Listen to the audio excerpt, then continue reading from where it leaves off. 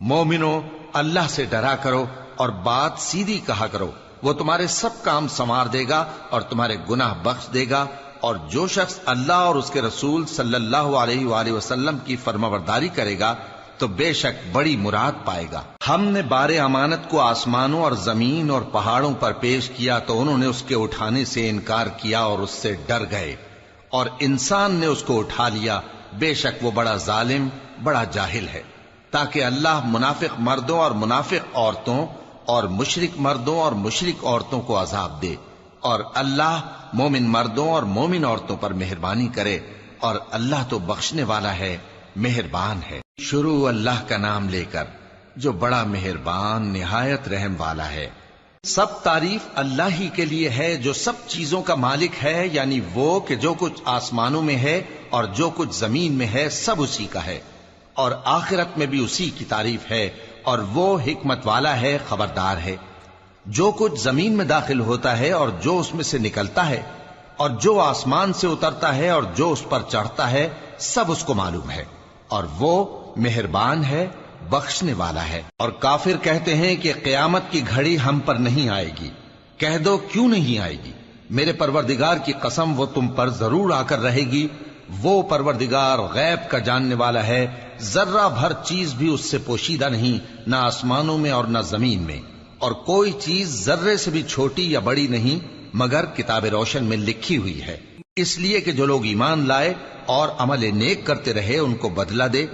یہی ہیں جن کے لیے بخشش اور عزت کی روزی ہے،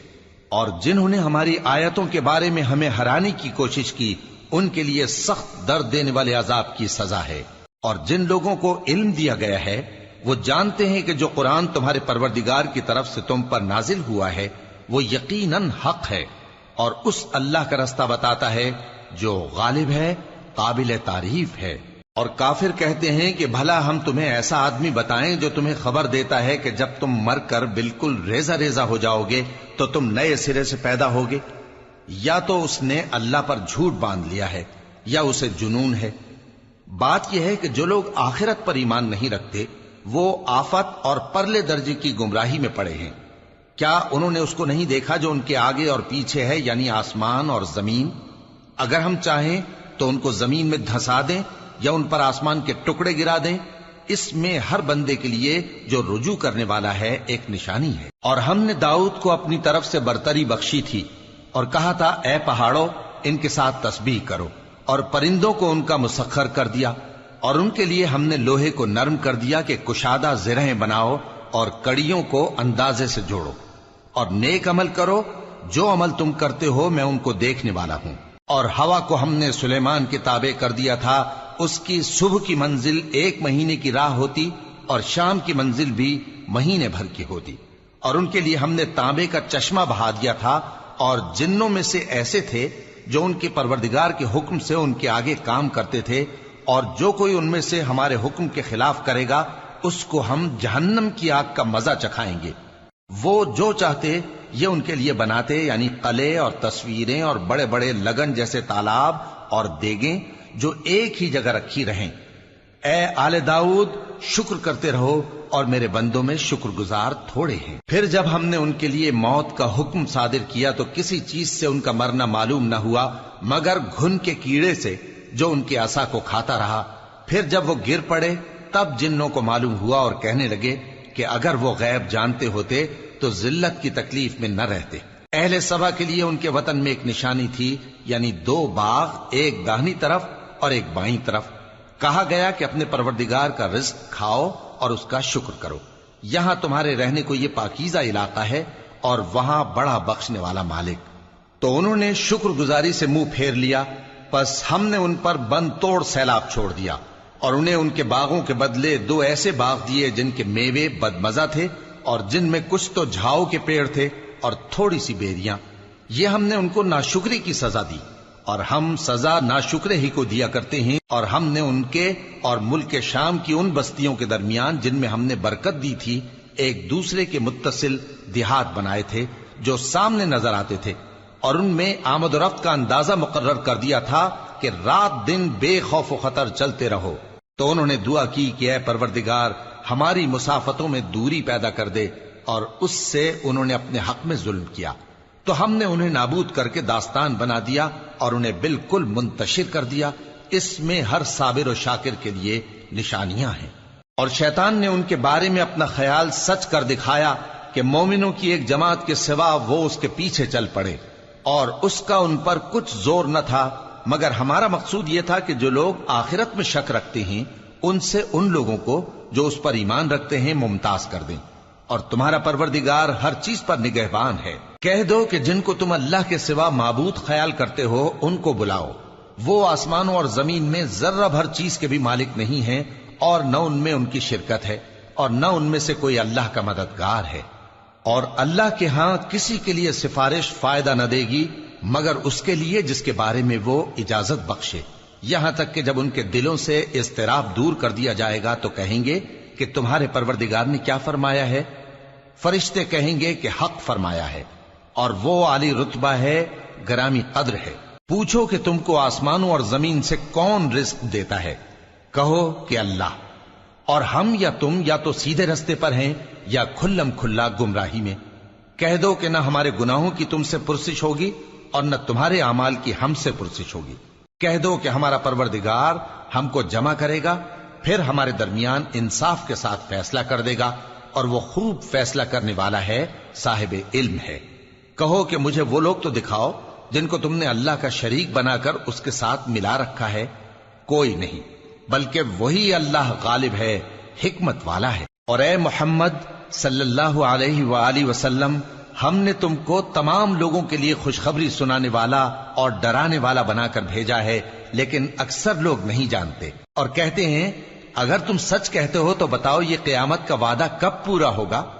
کہہ دو کہ تم سے ایک ایسے دن کا وعدہ ہے جس سے نہ ایک گھڑی پیچھے رہو گے اور نہ آگے بڑھو گے۔ اور جو کافر ہیں وہ کہتے ہیں کہ ہم نہ تو اس قرآن کو مانیں گے اور نہ ان کتابوں کو جو اس سے پہلے کی ہیں، اور کاش ان ظالموں کو تم اس وقت دیکھو جب یہ اپنے پروردگار کے سامنے کھڑے ہوں گے اور ایک دوسرے پر الزام دھر رہے ہوں گے۔ جو لوگ کمزور سمجھے جاتے تھے وہ بڑے لوگوں سے کہیں گے کہ اگر تم نہ ہوتے تو ہم ضرور ایمان لے آتے۔ جو لوگ بڑے بن بیٹھے تھے وہ کمزوروں سے کہیں گے کہ بھلا ہم نے تم کو ہدایت سے جب وہ تمہارے پاس آ چکی تھی روکا تھا؟ نہیں، بلکہ تم ہی گناہگار تھے۔ اور کمزور لوگ ان بڑے لوگوں سے کہیں گے نہیں، بلکہ تمہاری رات دن کی چالوں نے ہمیں روک رکھا تھا جب تم ہم سے کہتے تھے کہ ہم اللہ سے کفر کریں اور اس کا شریک بنائیں۔ اور جب وہ عذاب کو دیکھیں گے تو دل میں پشیمان ہوں گے، اور ہم کافروں کی گردنوں میں طوق ڈال دیں گے،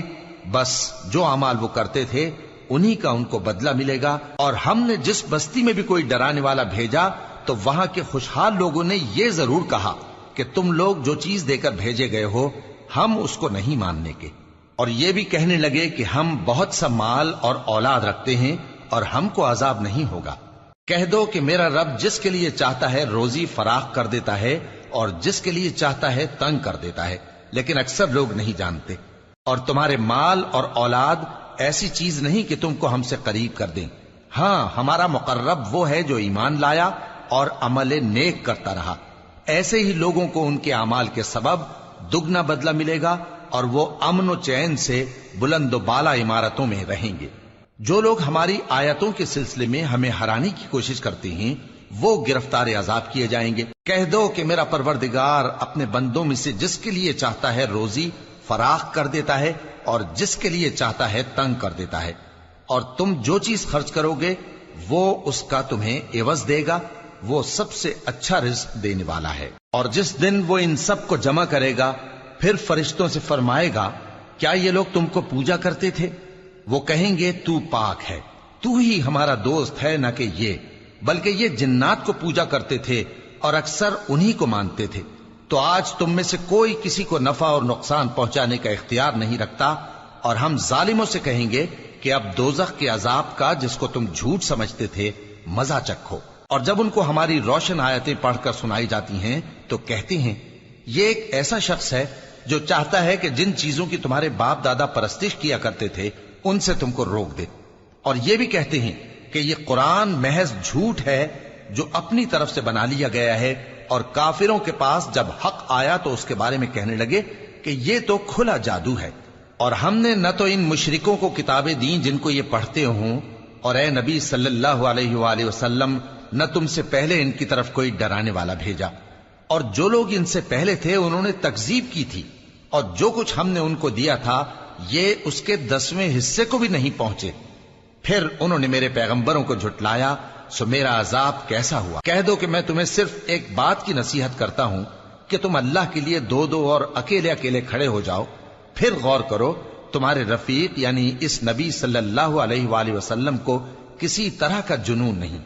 یہ تو تم کو سخت عذاب کے آنے سے پہلے ڈرانے والے ہیں۔ کہہ دو کہ میں نے تم سے کچھ صلہ مانگا ہو تو وہ تمہارا، میرا صلہ اللہ ہی کے ذمے ہے اور وہ ہر چیز سے خبردار ہے۔ کہہ دو کہ میرا پروردگار اوپر سے حق ہی نازل کرتا ہے اور وہ غیب کی باتوں کا جاننے والا ہے۔ کہہ دو کہ حق آ چکا اور باطل نہ تو پہلے کچھ کر سکتا ہے اور نہ دوبارہ کچھ کرے گا۔ کہہ دو کہ اگر میں گمراہ ہوں تو میری گمراہی کا ضرر مجھی کو ہے، اور اگر ہدایت پر ہوں تو یہ اس وحی کے طفیل ہے جو میرا پروردگار میری طرف بھیجتا ہے، بے شک وہ سننے والا ہے، نزدیک ہے۔ اور کاش تم دیکھو جب یہ گھبرا جائیں گے تو عذاب سے بچ نہیں سکیں گے اور نزدیک ہی سے پکڑ لیے جائیں گے، اور کہیں گے کہ ہم اس پر ایمان لے آئے، اور اب اتنی دور سے ان کا ہاتھ ایمان کے لینے کو کیسے پہنچ سکتا ہے، جبکہ پہلے تو اس کا انکار کرتے رہے اور بن دیکھے دور ہی سے اٹکل کے تیر چلاتے رہے، اور ان میں اور ان کی خواہشوں میں پردہ حائل کر دیا گیا، جیسا کہ پہلے ان کے ہم جنسوں سے کیا گیا، وہ بھی الجھن میں ڈالنے والے شک میں پڑے ہوئے تھے۔ شروع اللہ کا نام لے کر جو بڑا مہربان نہایت رحم والا ہے۔ سب تعریف اللہ ہی کے لیے ہے جو آسمانوں اور زمین کا پیدا کرنے والا اور فرشتوں کو قاصد بنانے والا ہے، جن کے 2 اور 3 اور 4 پر ہیں، وہ اپنی مخلوقات میں جو چاہتا ہے بڑھاتا ہے، بے شک اللہ ہر چیز پر قادر ہے۔ اللہ جو لوگوں کے لیے اپنی رحمت کا دروازہ کھول دے تو کوئی اس کو بند کرنے والا نہیں، اور جو بند کر دے تو اس کے بعد کوئی اس کو کھولنے والا نہیں۔